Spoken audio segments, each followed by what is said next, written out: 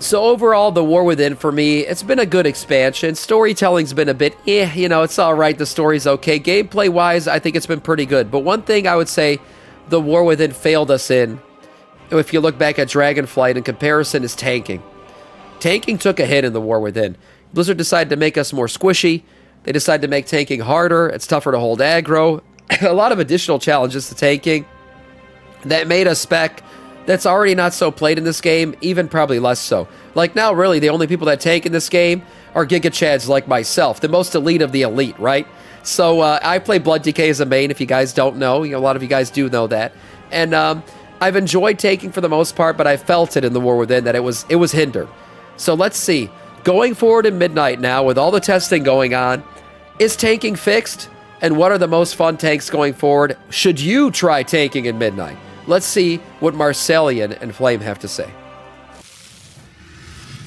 Is tanking fixed in Midnight? That is a question that nobody can answer right now, but what we can answer is which are the tanks that are most fun with all of this reworking and pruning, and maybe we can revitalize the role? We have tested and played all of the tanks in the alpha with the limited amount of content that we had access to, so take that with a pinch of salt as we're looking at some of the best and some of the least best type reworks that you can expect from the tank specs going into Midnight. From a fun perspective, starting off really quick with... one thing I want to say before the video starts. Damn, I just fucking flashbanged myself. Let's pull it back a little bit.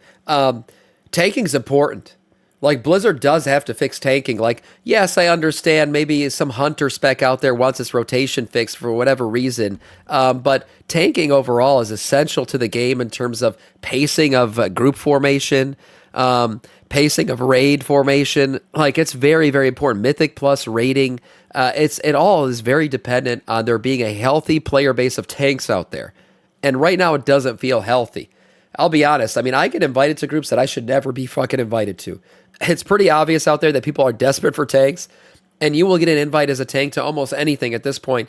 Even if you're undergeared, even if you're inexperienced, people don't have a choice. They're just going to take you. So fixing tanking, I think going forward, does need to be a priority for sure for Blizzard. Quick with Blood Death Knight, which has received quite a significant tool of rework type thing with a lot of stuff going around. I mean, we don't have Bone Storm anymore. We don't have Consuming Bone Shields, reduces the cooldown of Dancing Rune Weapon at all. We're kind of still missing, I guess, 2 talents, their choice nodes right now, but as of recording this, they're not there yet, although hopefully with the beta being released next week, we can actually know what those are, since we kind of want all the talents. But what's good about Blood DK is that Abomination Limb is in your tree as a choice node with Gorfien's Grasp. Something that... What? Wait. Slappy Hands is coming back? Does it actually grip? If Slappy Hands is coming back, we're back, boys. That's it. Blood DK is going S tier again. Oh my god, this is great. Also, like the rune manipulation of keeping up Bone Shield and shit, I'm so glad that's going away too. We don't need to keep Bone Shield up to a certain amount anymore to optimize your DPS. That was just a third resource we had to manage. That was ridiculous. Fully and Frost did not get, and I can already hear the pitchforks and the fires burning in the background. With that out of the way, the Apex Talents are actually kind of fun with how they're interacting and all of the Dancing Rune Blade spawns. And if you play Sand Lane, you can have about 5 total Blood Plagues out at some point. Obviously empowered by the Sand Lane tree, and also with the new Consumption that now is an empowered ability, very controversial, but as an empowered ability it now consumes the Blood Plague, aptly named by the way, which is about time, and deals a lot of that damage instantly. With quite a bit of burst. Now, it's still a little bit early to see exactly how it will perform at the top end, but we're talking about fun in terms of rotation, so I would like to consider Blood DK a little bit more fun than it is right now on live. It's still not perfect. I'm not a big fan of Bone Storm, but losing a bunch of buttons and spenders of your runic power kind of feels a little bit meh, to be fair, and I'm still not sold on just having fewer buttons on a tank that already had. I mean, honestly, I'm a simple man. Blizzard gave me back Slappy Hands. I'm happy. I'll take the W. So we'll see how that develops over time.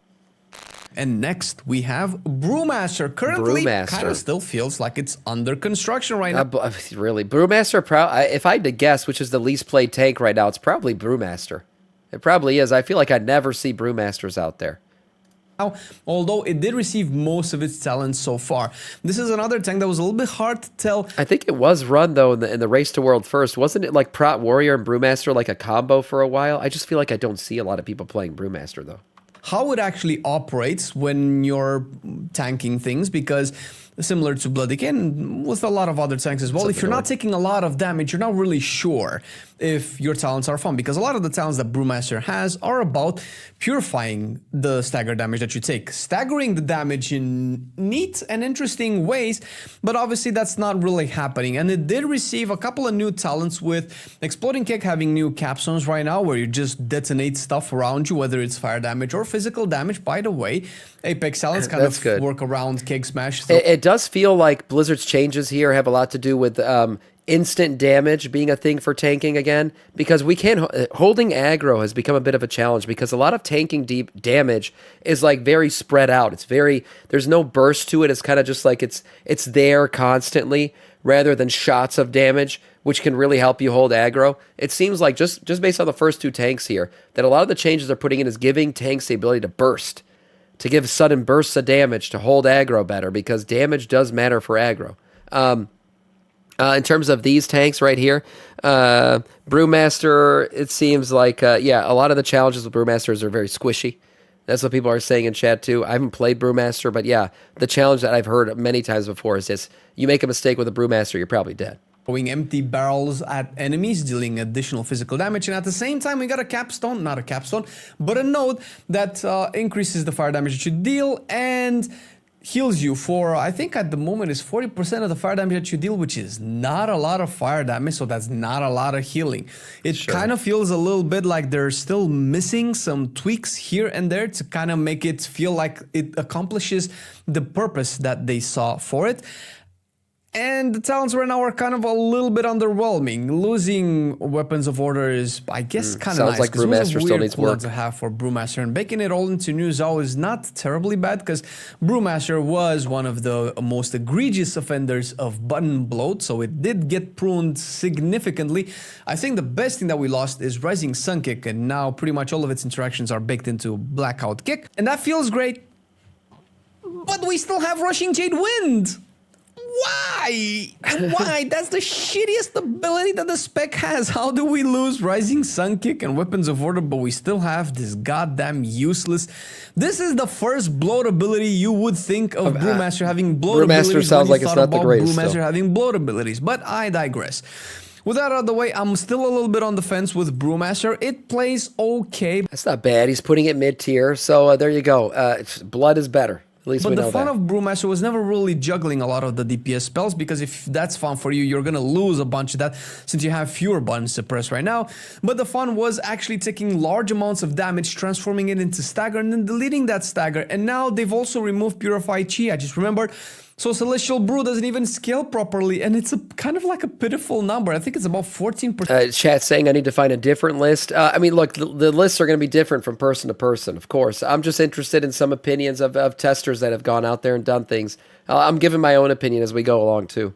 Of your total HP, and Brewmaster has the least amount of HP out of all of the tanks. Blood is not better, it's just easier. You will still suck at it.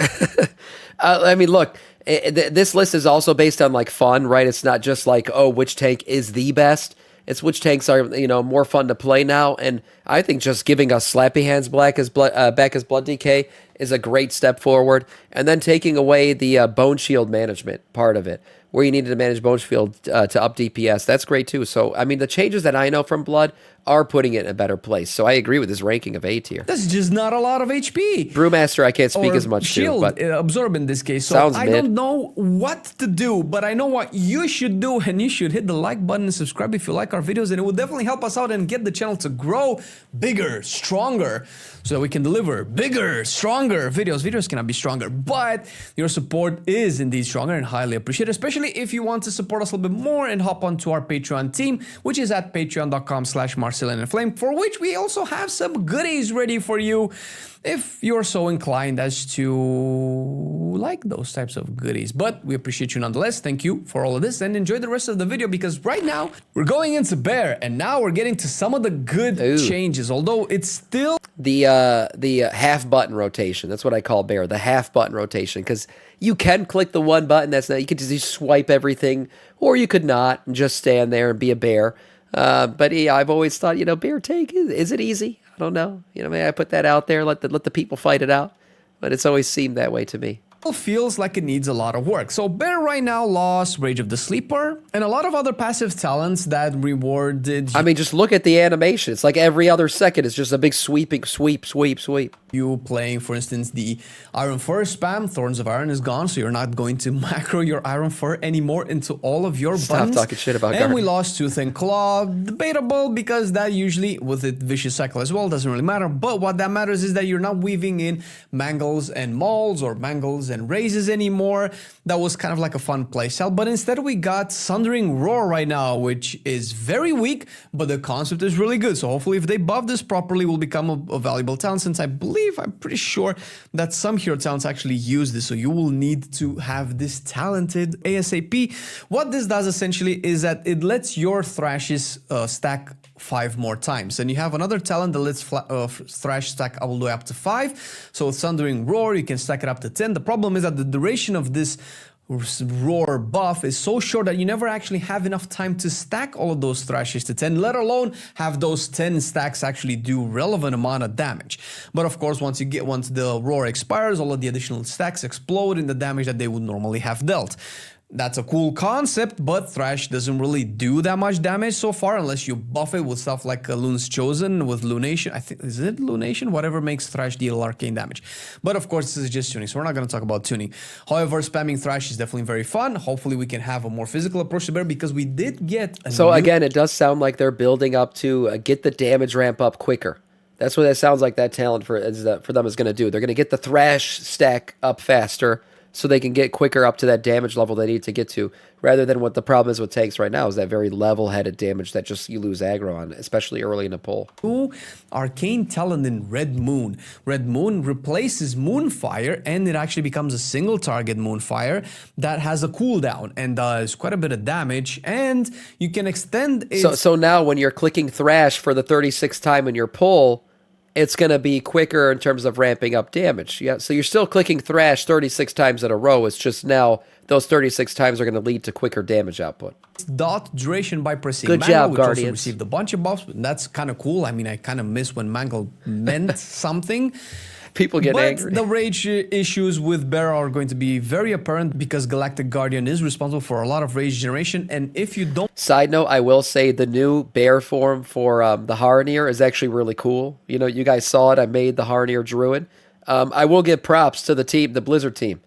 That was really cool. I enjoyed playing Harneer Druid a lot. It was actually my first interaction with Druid.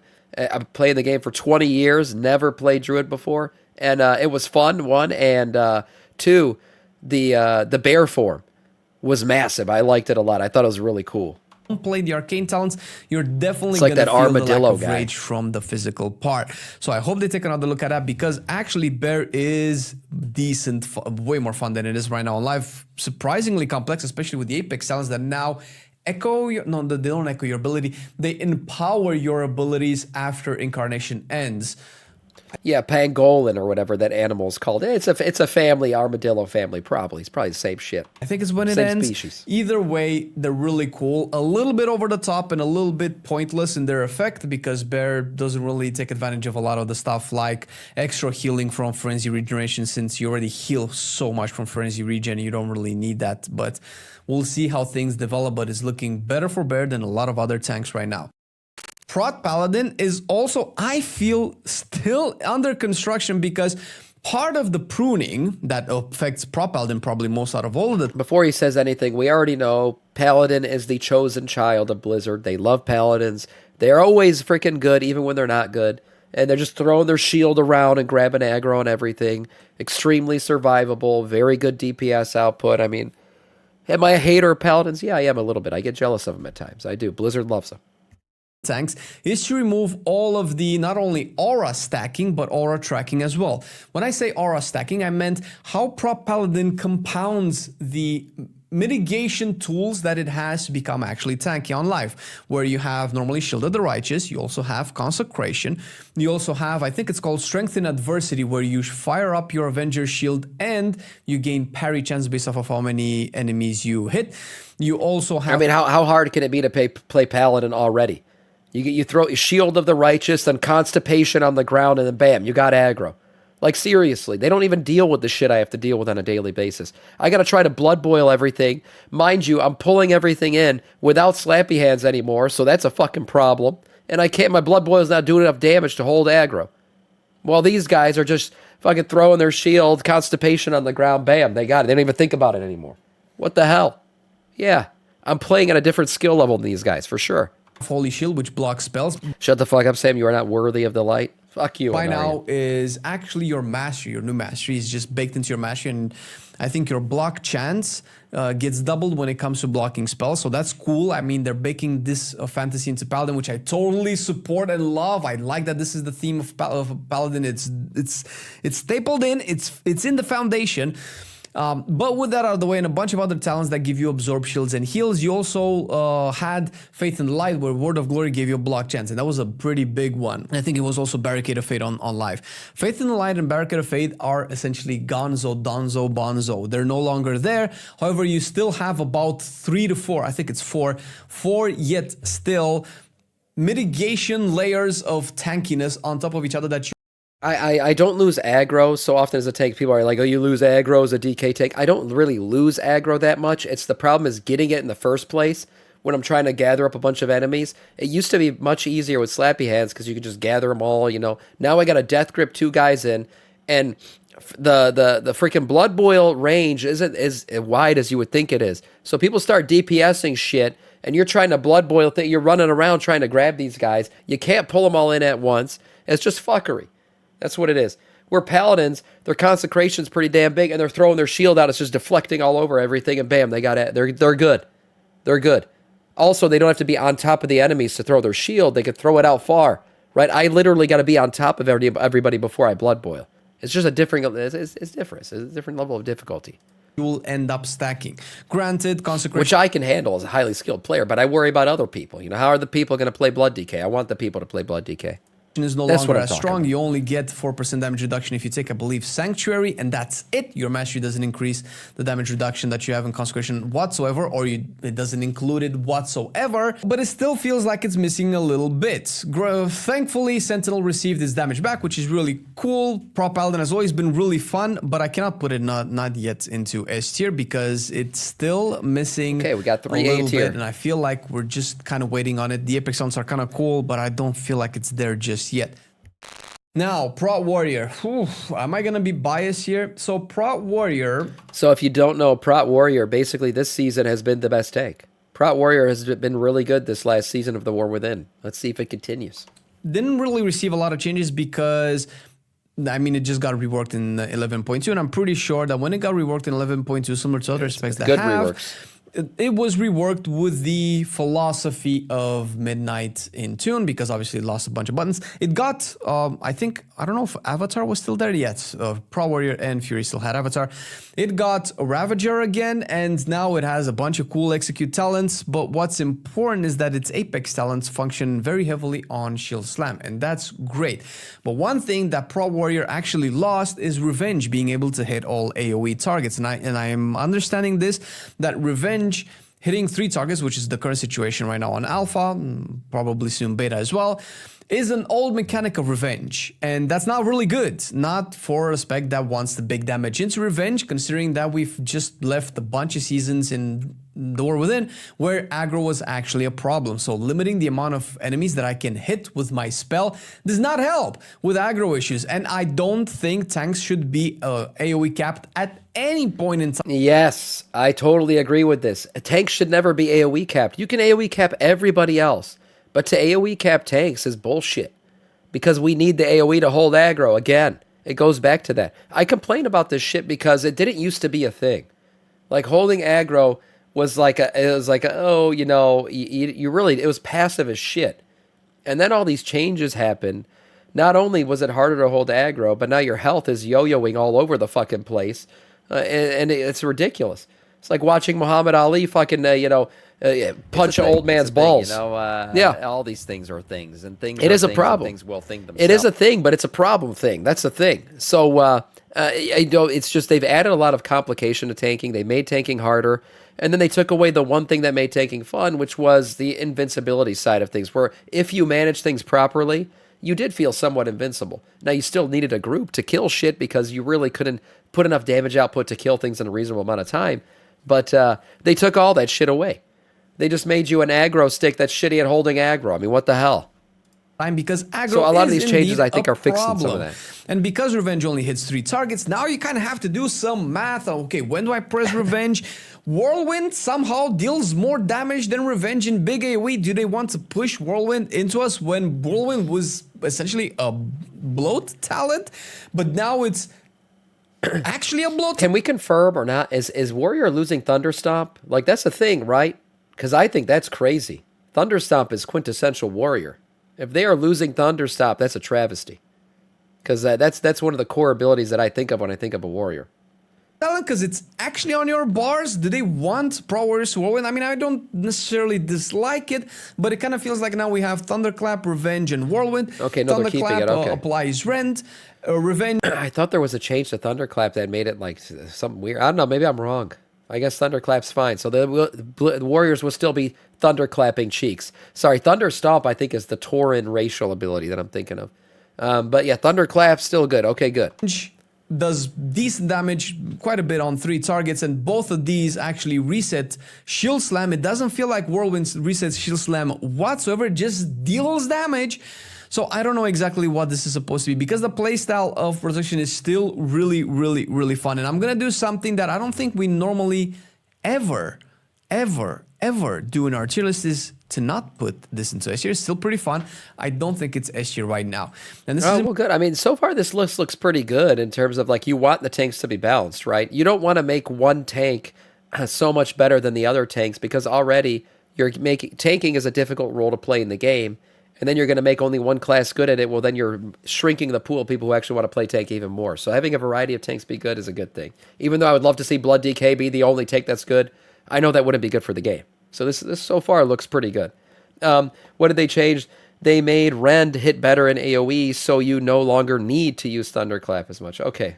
important, because we're going into our Maybe that's last the change I'm thinking pick of the day, which is Vengeance Demon Hunter. And by the way, if you have any questions or if you disagree with this, of course you can let us know in the comment section down below, or check our stream at... Okay, Vengeance Demon Hunter, my opinion of it for a long time has been, what the fuck? I mean, these guys are Mythic Plus tanks, always meta and Mythic Plus.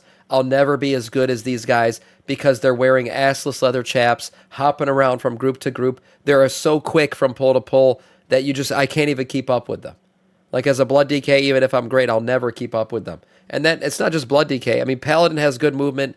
Druid, if they change form, has good movement, sure. But really, nothing's going to move as fast as a Demon Hunter.